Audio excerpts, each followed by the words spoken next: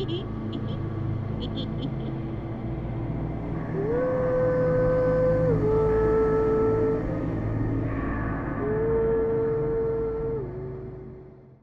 took the seasonal position because it was October and the summer work had dried up, and I had 4 months before anything else was available. The posting said, "Overnight Shelter Monitor, Backcountry, Great Smoky Mountains National Park," and the pay was modest but included housing, and the housing was free, which meant the pay was actually fine. The recruiter was a Park Service coordinator named Frances Webb. She explained the position in practical terms. Shelter 12 in the backcountry system had been temporarily closed to overnight use pending a facilities assessment.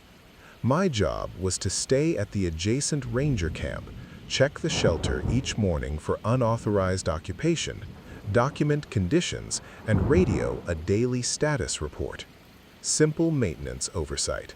30-day contract with possible extension. I asked why the shelter was closed. She said there had been some incidents, and the closure was precautionary while the incidents were reviewed. I asked what kind of incidents.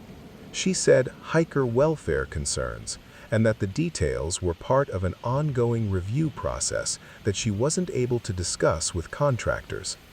I said I understood, and that I'd take the position. I want to tell you that I asked follow-up questions, that I pressed for specifics, that I arrived in the Smokies with my eyes open, but I didn't, and I wasn't. I needed the work. I took the job. I drove to Tennessee. The ranger who oriented me was named Vic Stadler, 40 years old approximately. The kind of quiet that develops in people who spend significant time in the wilderness. He drove me in on the service road as far as it went, and then we hiked the remaining 2 miles to the ranger camp, which was a small platform tent on a wooden base with a propane stove and a radio charging station. Shelter 12 was another 1/4 mile up the trail, a standard Appalachian backcountry shelter. 3 walls, a roof, a sleeping platform, a fire ring outside. Closed with a temporary fence across the open front face, a sign that said, "Closed, no overnight use, Park Service."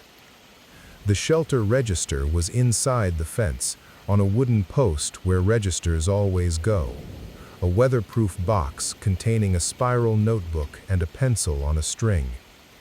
"Why is the register still accessible if the shelter is closed?" I asked. "Leave it," Vic said. "Check it each morning, log any new entries, report them." "You expect entries if the shelter's closed?" Hikers ignore closure signs. Through hikers on the Appalachian Trail don't always read posted notices.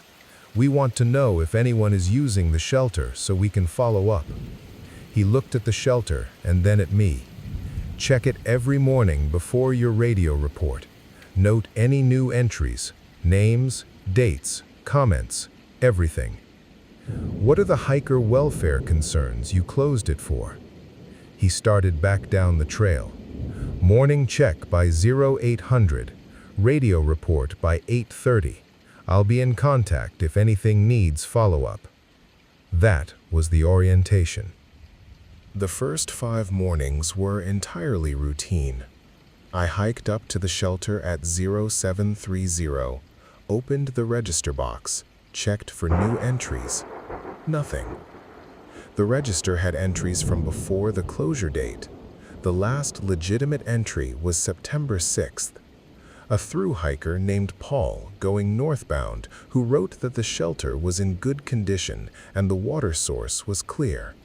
Standard register content. I radioed my reports. No new entries, conditions unchanged, structure secure. Vic acknowledged each report in 2 or 3 words and signed off. The Smokies in October are genuinely beautiful. Dense hardwood forest turning color on the ridges, the air carrying that specific autumn smell of leaf decomposition and cold water. I hiked the surrounding trails during the days, read in the evenings, slept adequately. The isolation was not unpleasant. On evening of October 14th, I heard something that I initially attributed to wildlife. A sound from the direction of the shelter.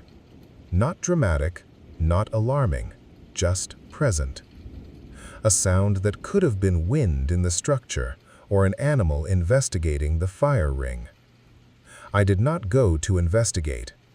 My instructions were clear about when to check the shelter, and checking it at night wasn't part of the protocol. I logged the sound in my personal notebook and went to sleep. The register had a new entry.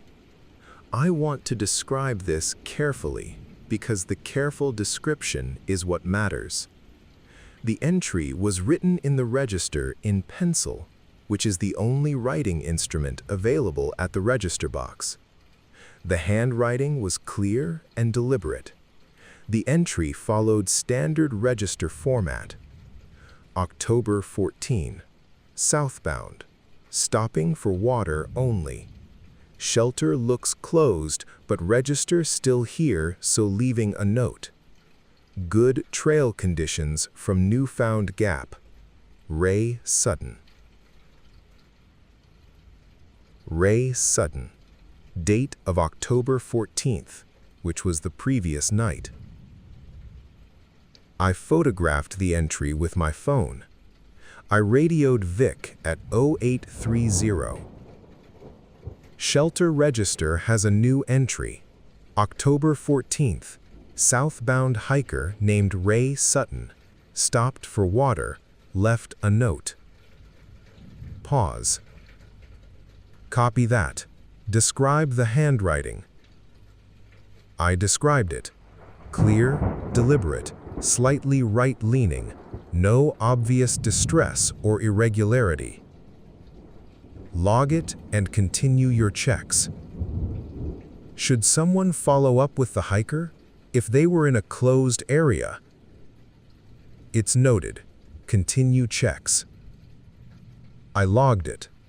I noted that Vic's response to a trespassing hiker was zero follow-up action, which seemed inconsistent with the stated purpose of monitoring the register for unauthorized use. 3 more entries over 4 days, each one written in a different hand, each one following standard register format, each one dated the night before I found it. October 15th, a hiker named Dolores Park, northbound, writing that the closure sign had confused her, but she'd pushed on after a rest break. October 17th, a man named Griffin Shaw, no direction indicated, writing that he'd camped nearby and come to the shelter in the morning for the register, writing that the forest around the shelter felt different from other sections, not explaining what he meant by different. October 18th, a woman who signed only as M. Voss, writing that she was glad the register was still there, writing that she wanted someone to know she'd been here. Each time I found an entry, I photographed it and reported it to Vic. Each time, Vic said to log it and continue. On the evening of October 19th, I went back through my photos of all 4 entries and looked at them carefully. I'm not a handwriting expert. I have no formal training in document analysis, but I've spent enough time with paperwork to notice when something in a document doesn't sit right. The 4 entries were in 4 clearly different hands. That was consistent with 4 different people. What wasn't consistent was the pencil pressure. All 4 entries showed nearly identical pencil pressure despite being written in different styles.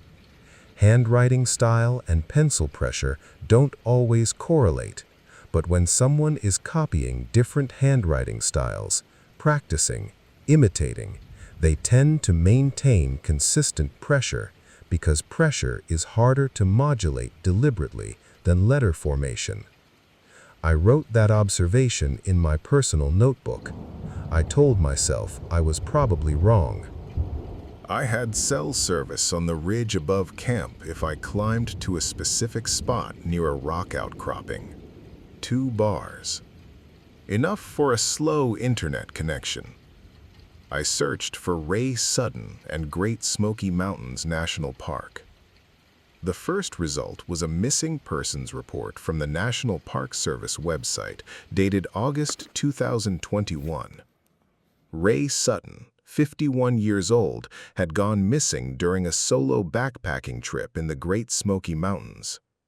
Last known location, the Appalachian Trail near Newfound Gap. Search efforts had not located him. He was listed as missing, presumed deceased. Ray Sutton had been missing for 2 years when his name appeared in the Shelter 12 register dated October 14, 2023. I sat on the rock outcropping for a while. The valley below was filling with afternoon shadow. I searched for Dolores Park and Great Smoky Mountains. Missing, 2022. Griffin Shaw. Missing, 2020.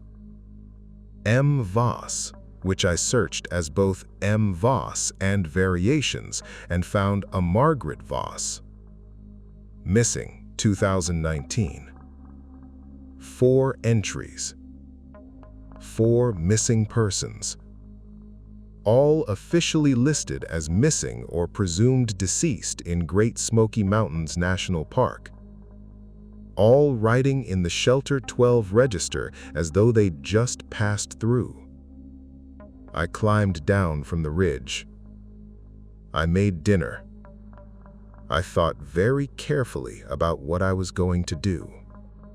I radioed Vic at 0830 as usual and reported no new entries. That was true. The register was unchanged from the previous day. Then I said I needed to discuss something and asked if he could come out to the camp. He arrived at 11 o'clock. I showed him my phone, the photographs of the 4 entries, the search results I'd screenshotted on the ridge. He looked at the photographs for longer than I expected. His expression didn't change in any way I could read. "Where did you find these missing persons results?" he said. "NPS website, public records. These individuals are listed as missing, not confirmed deceased. Ray Sutton has been missing for 2 years, last known location near where this shelter is. His name is in this register dated..." I see the date. "Vic, someone is writing the names of missing hikers in this register. Either someone with access to missing persons records is doing this deliberately for reasons I don't understand, or what?" I didn't finish the sentence. The thing at the end of the sentence didn't have a form I was comfortable saying out loud in daylight to another person. "I'm going to need you to continue the monitoring protocol," Vic said. "Log entries, report them. That's the job. Were you aware these names matched missing persons cases?" He picked up his radio, checked something, put it back on his belt. "The monitoring protocol exists because of concerns about this shelter going back several years. Your job is to document. Documentation is what we need." What happened at this shelter? What are the hiker welfare concerns the closure is based on? He looked at the shelter through the trees. 3 hikers went missing within a quarter mile of this shelter between 2019 and 2022. Different seasons, different conditions, no common factors identified. No evidence of foul play in any case. No remains recovered. And the shelter is closed because Because 3 people went missing nearby, and we don't have an explanation. And until we have an explanation, the shelter stays closed. He started back down the trail. Document everything. That's what we need. 3 more entries over 4 days, each one a name I subsequently found in missing persons records connected to the park. Each one written in a different hand, each one with the same pressure as the others. I stopped reporting the entries to Vic after the first one. He already knew. The monitoring protocol existed specifically because of these entries, I was now certain. Someone had set up the monitoring to document what was appearing in the register, and they'd hired a contractor to do it so that the documentation couldn't later be characterized as self-serving or manipulated by Park Service personnel. I was the control condition, the outside observer, the person with no stake in the outcome, whose records could be presented as independent. I documented everything. I photographed every entry. I cross-referenced every name.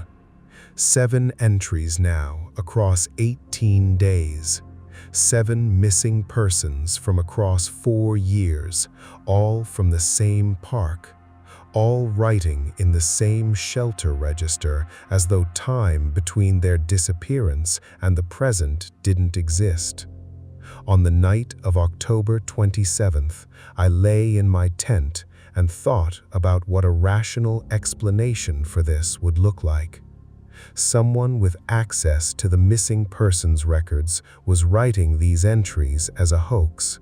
Possible, but the shelter was fenced and the register was inside the fence, and I checked the fence condition each morning and it was consistently secure.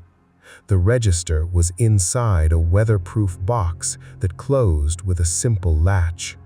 Nothing prevented access except the closure fence and the remoteness of the location.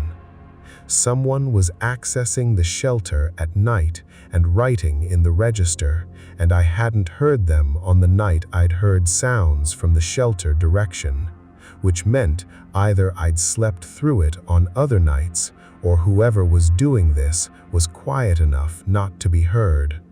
I wrote all of this in my personal notebook. I dated it. I kept documenting. I hiked to the shelter at 07:15 on October 30th, earlier than usual. I don't know exactly why. Something in the quality of the morning made me go earlier. The register had a new entry. I opened the box. I read it. October 29. Staying nearby. Couldn't sleep. Came to the register to write something down because writing things down is what I do when I don't know what else to do. The forest around this shelter is different. Not bad different, just different. Like it's paying attention. Owen Marsh. Owen Marsh is my name. I stood at the register box for what was probably 2 minutes but felt longer. The handwriting was not my handwriting. I know my handwriting. This was different in letter formation and in spacing. But it was my name. My specific name. Not a common name. Not a name that would appear in missing persons records, because I was not missing. I was standing at the register box, reading my own name in someone else's handwriting. I photographed it. My hands were steady. I'm noting that specifically because it surprised me. I hiked back to camp. I sat with my coffee. I thought about what to do. What I did was radio Vic at 0830, and report the entry in the same procedural tone I'd used for every previous entry. New entry. October 29. Name given as Owen Marsh. Long pause. Copy that. Describe the handwriting. Different from mine. Not my handwriting. My name. Another pause. Log it. I'll be out this afternoon. Vic arrived at 1400. He read my photographs. He looked at the register himself. He was quieter than any previous visit. Does this change your assessment of what's been happening here? I asked. My assessment hasn't changed. The documentation continues to be valuable. Someone wrote my name in that register. Someone who knew my name and knew I was here wrote my name in the register of a shelter where 7 other entries belong to people who are missing or dead. You're not missing, you're standing here. Is that supposed to be reassuring? He looked at me steadily. The entry says you couldn't sleep and came to write something down. Have you had difficulty sleeping? I thought about it, honestly. Some nights. And the observation that the forest around the shelter feels like it's paying attention. Have you felt that? I didn't answer immediately. This is a documentation project, Vic said. Whatever is generating these entries, we need documentation from someone who is present and observing and recording carefully. That's what you've been doing. That's what we need you to continue doing. And if my name appears in the missing persons records? He held my gaze. That's why we document. So there's a record. He left at 1600. I completed the 30-day contract. 3 more entries appeared in the register over the final 10 days. 2 were names I found in missing persons records. 1 was a name I couldn't find in any database, which may mean the person isn't missing or may mean I searched incorrectly. My name did not appear again. On my last morning, I hiked to the shelter and checked the register one final time. Added my own entry in my own handwriting. My name, the date, the fact that I'd been here for 30 days monitoring this location. I wrote that I was leaving and that I didn't fully understand what I'd observed. I closed the register box. I hiked back to camp. I packed my gear and hiked out to the service road where a Park Service vehicle was waiting to drive me to Gatlinburg. The driver was a young ranger I hadn't met before. On the drive out, I asked if he knew Vic Stadler. He said the name wasn't familiar. I said he was a ranger who'd been my primary contact for the monitoring assignment. He said he'd been at the park for 2 years and didn't recognize the name, but that there were a lot of seasonal staff and he didn't know everyone. I looked out the window at the Smokies going past. The trees were near peak color. Red and orange and yellow on the ridges against a gray October sky. I don't know what to make of the Vic Stadler question. There are rational explanations. Seasonal staff. Different districts. A name I heard or remember slightly wrong. What I know is what I documented. 8 shelter register entries over 30 days. 7 names matching missing persons from Great Smoky Mountains National Park spanning 2019 to 2022. 1 entry with my name written in handwriting that wasn't mine, describing things I had privately thought and not said aloud. The entry said the forest around the shelter feels like it's paying attention. That it's not bad different, just different. I've been trying to find a way to write that off since October 30th. I haven't found one that satisfies me. The observation is accurate. That's the thing I keep returning to. Whoever wrote that entry described the specific quality of that location accurately. The shelter does have a different feeling from the surrounding trail. Not threatening, not supernatural in any way I can point to. Just the consistent low-level sense that the space is occupied in some way that the emptiness of it doesn't account for. 8 people wrote that in a register. Or 1 person wrote it 8 times in different hands. Or something I don't have language for wrote it in the register of a closed shelter in the Great Smoky Mountains and waited to see if I'd keep showing up to read it. I kept showing up. I documented everything. I'm documenting this now. Francis Webb sent my final pay within 2 weeks. The amount was correct. I haven't been contacted about what the documentation will be used for. I don't expect to be. I was the outside observer, the control condition. My records exist somewhere in a Park Service file, presumably alongside whatever records preceded my 30 days at Shelter 12. The shelter is still closed. I checked the park website. I don't know if the register is still there. I don't know if there are more entries. I don't know whose names are appearing now or whether anyone is documenting them.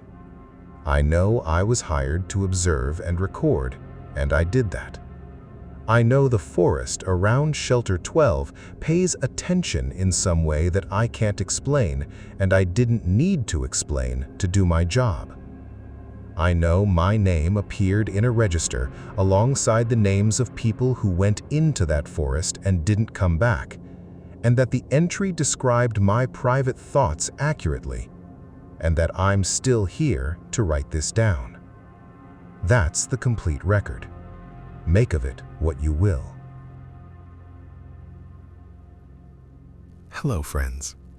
Did you know that nearly 80% of those who watch my videos aren't subscribed? If you enjoy the content, I'd truly appreciate it if you hit that subscribe button. It helps a lot. Also, don't forget to leave a like and share your thoughts in the comments. Your interaction not only supports the channel's growth, but also helps these stories reach more people. Thank you all for being here. By the way, where are you watching from? Let me know in the comments. Now, let's get started.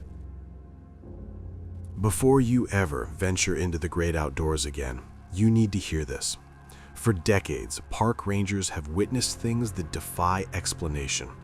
Colleagues vanishing into thin air, leaving behind only unsettling clues and an overwhelming sense of dread.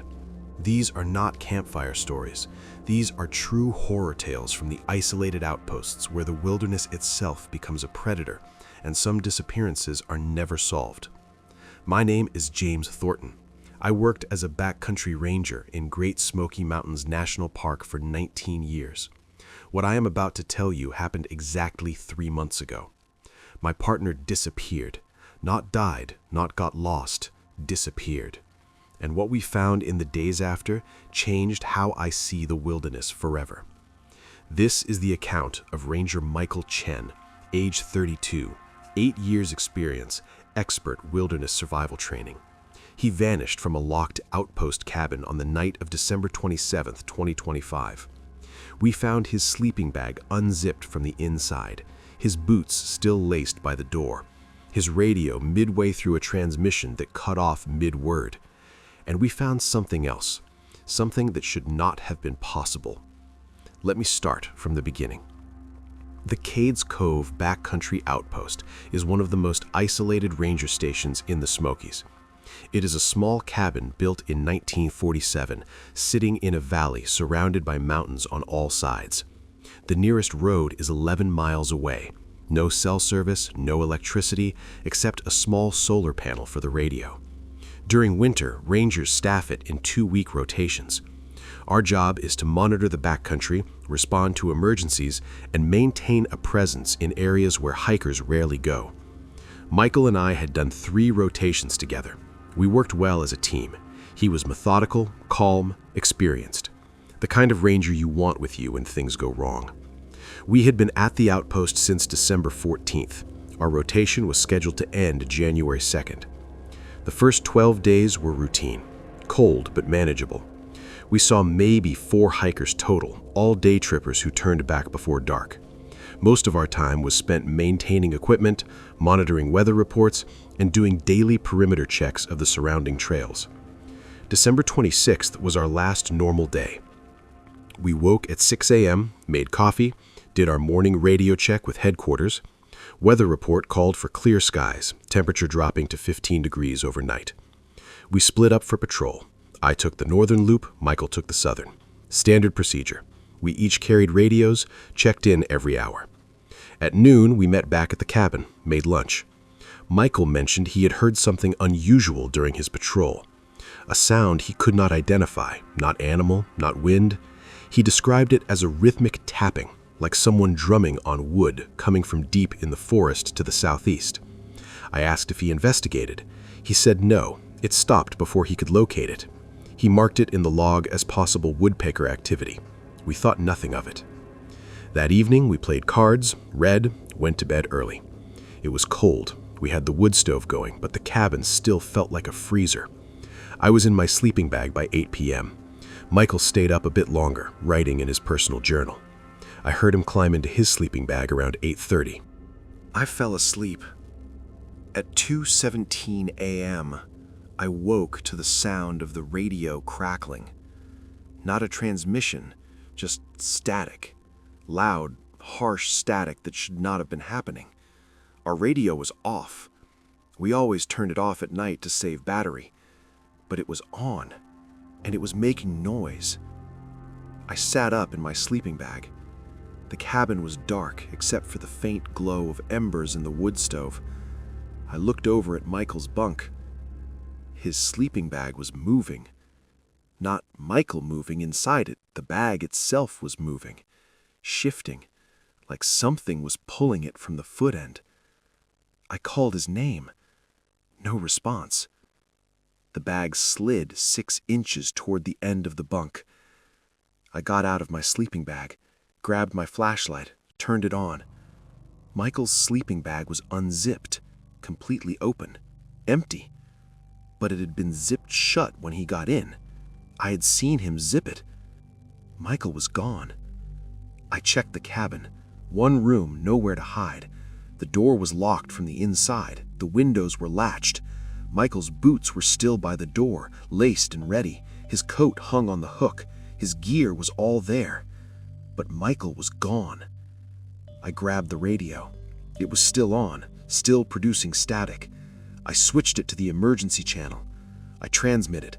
Park headquarters, this is Cades Cove Outpost. I have an emergency. Ranger Chen is missing from the cabin. Door was locked, boots still here, requesting immediate assistance.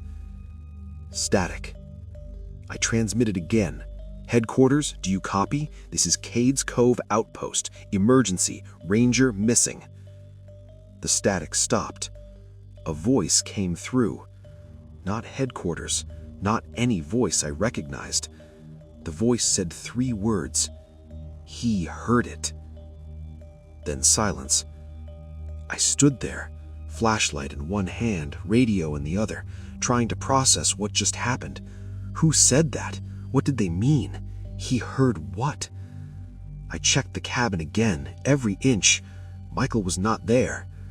I unlocked the door, went outside with my flashlight. Fresh snow had fallen during the evening.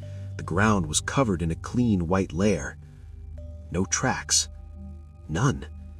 The only tracks were from our patrols earlier that day, now partially covered by new snow. No tracks leading away from the cabin, no tracks around the cabin. It was as if Michael had simply ceased to exist. I went back inside, locked the door, and waited for dawn. Those 4 hours were the longest of my life. I sat on my bunk, flashlight and radio within reach, watching Michael's empty sleeping bag, wondering what I had missed, wondering if I was losing my mind. At 6 a.m., I did my radio check, normal contact with headquarters. I reported Michael missing. They said they would send a team. Helicopter would arrive by 10 a.m. I did not mention the voice on the radio. I did not know how to explain it. The helicopter arrived at 9:40 a.m. 4 rangers, a search coordinator, and a medic. They interviewed me, searched the cabin, checked the perimeter. They found what I had found. Nothing. No Michael, no tracks, no signs of struggle. Just an empty sleeping bag, unzipped from the inside, and a pair of boots that should have been on someone's feet. The search coordinator, a woman named Sarah Mitchell, asked me to walk through the previous day again. I told her everything, the patrol routes, the tapping sound Michael heard, our normal evening routine. She asked about the tapping sound. Where exactly had Michael heard it? I showed her his log entry. Southeast section, approximately 1 mile from cabin, near the old ranger trail that was decommissioned in 1998. Sarah looked at the other rangers. Something passed between them, a look I could not read. She said they were going to search that area. I said I was coming with them. She said no, I needed to stay at the cabin in case Michael returned. Standard protocol for missing person cases. 1 person always remains at last known location. They left. I stayed. I searched the cabin again, looking for anything I might have missed. I went through Michael's pack, his journal, looking for clues. In his journal, I found entries I had not seen before. Michael wrote every night, I knew that, but I had never read his entries, privacy. I read them now. December 14th, first day at Outpost. Routine.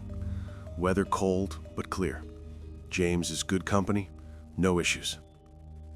December 15th. Heard something during patrol. Thought it was wind at first, but too rhythmic, too deliberate. Made note to listen for it again. December 16th. Heard it again. Southeast section. Definitely not wind. Sounds like tapping. Morse code almost, but the pattern does not match any code I know. December 18th. The tapping is consistent now. Same location, same time, around 11 a.m. during my patrol. I followed it today. It led me about half a mile off trail, then stopped. Found nothing. No trees that could make that sound, no woodpeckers, no explanation. December 20th. I think something is watching me. No evidence, just a feeling. When I'm in the southeast section, I feel observed. The forest is too quiet there.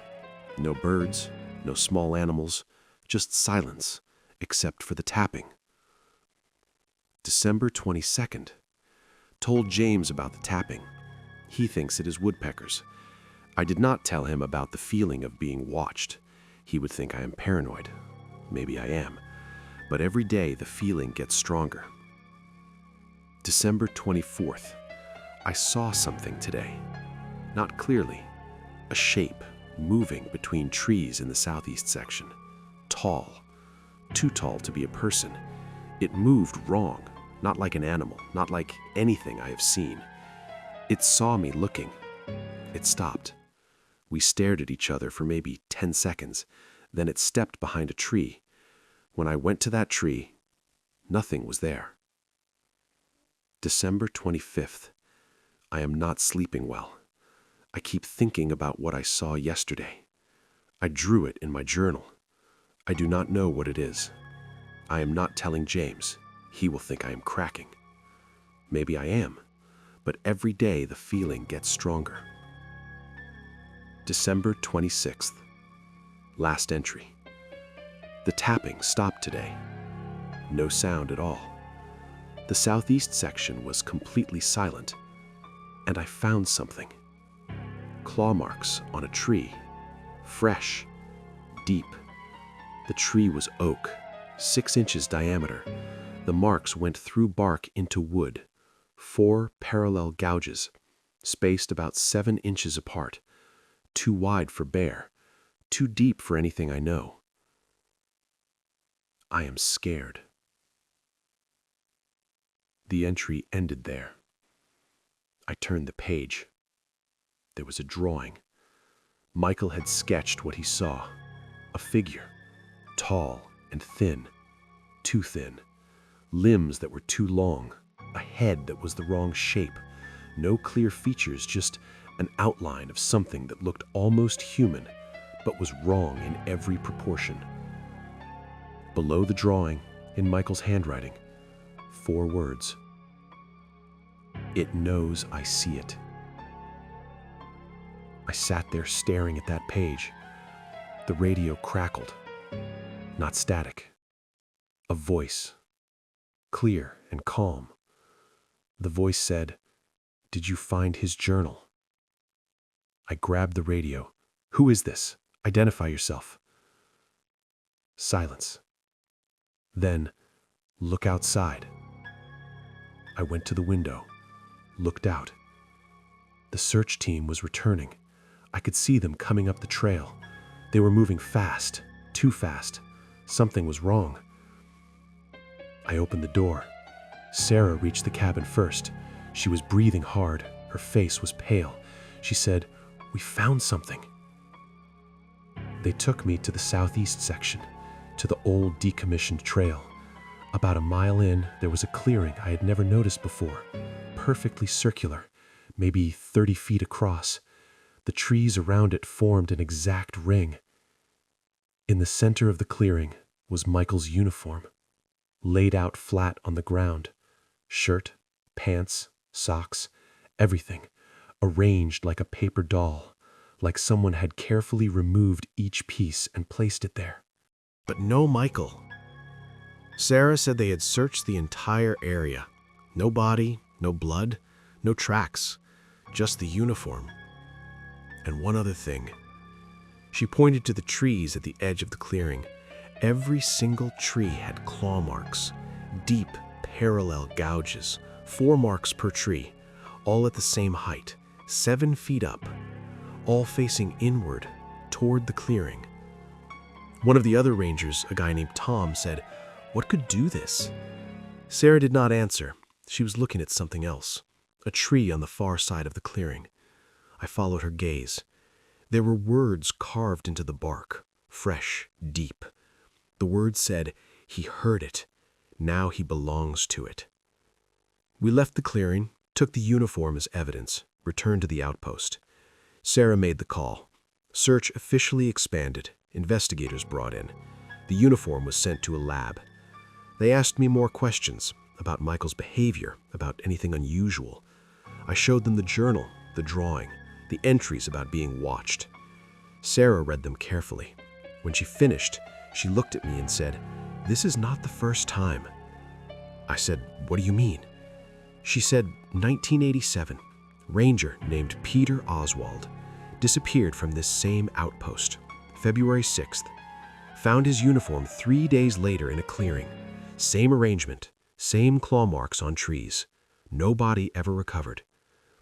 I said, "Why did not anyone tell us this?" She said, "Because officially it is an unsolved disappearance. Unofficially, rangers who work this outpost are told about it. You should have been briefed. Someone dropped the ball." I said, "What do they think happened to him?" Sarah looked at the journal again, at Michael's drawing. She said, "We do not know, but there have been reports for decades. Hikers seeing something in this area, something tall, something that does not move right. We get maybe 2 or 3 reports a year, always the same description, always the southeast section." I said, "What is it?" Sarah said, "We do not know, and that is the truth. We have had investigators, biologists, experts of every kind. No one can explain it. Some think it's a bear standing upright. Some think it's mass hallucination. Some think it's something else. I said, "What do you think?" She looked at me for a long time. Then she said, "I think there are things in these mountains we do not understand, things that have been here longer than we have. And I think some of those things are territorial. And I think Michael crossed into territory he should not have." The official search continued for 2 weeks. Dogs, thermal imaging, ground teams covering hundreds of square miles. They found nothing else, no trace of Michael beyond the uniform. The case remains open, officially listed as a missing person under suspicious circumstances. But I know what happened. I read Michael's journal. I saw the drawing. I heard that voice on the radio. Something took him. Something that lives in the southeast section of Cades Cove. Something that marks its territory with claw marks and collects people who hear its call. The tapping sound Michael heard, that was the call. And he followed it, and it claimed him. I retired 2 months after Michael disappeared. I'm 51 years old. I should have had another 10 years in the service, but I cannot go back into those mountains. Not after what I saw, what I know. Michael Chen is still listed as missing. His family still hopes he will be found. I hope so too, but I know better. Whatever took him is still out there, still in the southeast section, still tapping, still calling.